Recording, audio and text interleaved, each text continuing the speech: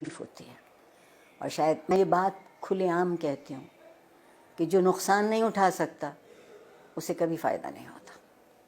ہم نے بڑے برسوں سے، پچھلے بہت سالوں سے یہ ثابت کرنے کی کوشش کی ہے کہ ایک کاغذ کا ٹکڑا جسے آپ ڈگری کہتے ہیں وہ زیادہ اہم ہوتا ہے. اور اس کے لیے ہم نے نصاب تعلیم کو بھی، آپ دیکھیں نا، اگر مجھے انگریزی کا لفظ بولنے کی اجازت دیں، ملٹیپل چوائسز، کوئز، یہ ہم طوطے تو نہیں پڑھاتے نا، ہم حساس ذہین انسانوں کو پڑھاتے ہیں اور ان کے حس اور ان کی ذہن سے کام نہیں لیتے. اس کی بنیادی وجہ یہ ہے کہ جب میری نسل جو تقریباً قبل از مسیح سے ہے وہ پڑھتی تھی تو تعلیم کے ساتھ ایک بڑا ضروری لفظ جڑا ہوا تھا، وہ تربیت تھا. اب ہم نے تعلیم کے ساتھ تربیت کو شامل نہیں کیا ہے. کہیں آپ یہ دو لفظ لکھا نہیں دیکھتے. پھر ایک اور کمال کیا ہمارے ہاں جنرل ضیاء الحق صاحب نے، جنہیں میں اپنا محبوب بھی کہتی ہوں، کہ انہوں نے ہم سے مکالمہ چھین لیا، سوال کرنے کی اجازت نہیں رہی. تو جو معاشرہ سوال کرنا بھول جاتا ہے وہ جواب کیسے ڈھونڈے گا؟ اور ڈگری ہمارے ہاتھ میں دی گئی کہ ہم ایک اچھا روزگار تلاش کرتے.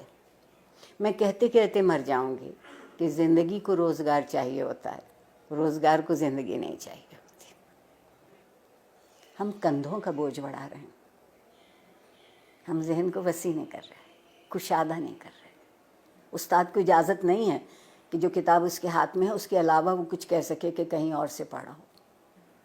ٹھیک. پھر جو آپ کے یہاں مذہب کی دخل در اندازی ہوئی، زندگی کے سارے خواب 70 حوروں سے منسوب ہو گئے.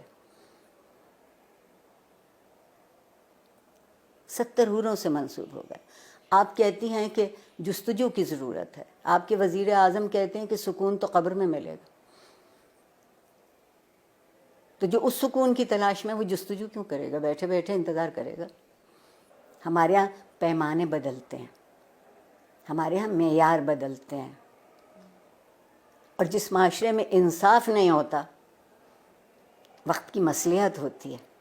اور جس معاشرے میں ہر کوئی ریاست کا شہری نہیں ہوتا اور اس کے حق برابر نہیں ہوتے کیونکہ اس کا رنگ یا اس کی نسل یا اس کا عقیدہ یا اس کی زبان ہم سے الگ ہے، تو آپ بتائیے وہاں لوگ ڈھنگ کی زندگی کیسے گزاریں گے؟ اور سوشل میڈیا اگر آپ مجھ سے پوچھیں تو بندر کے ہاتھ ادرک آئی ہے.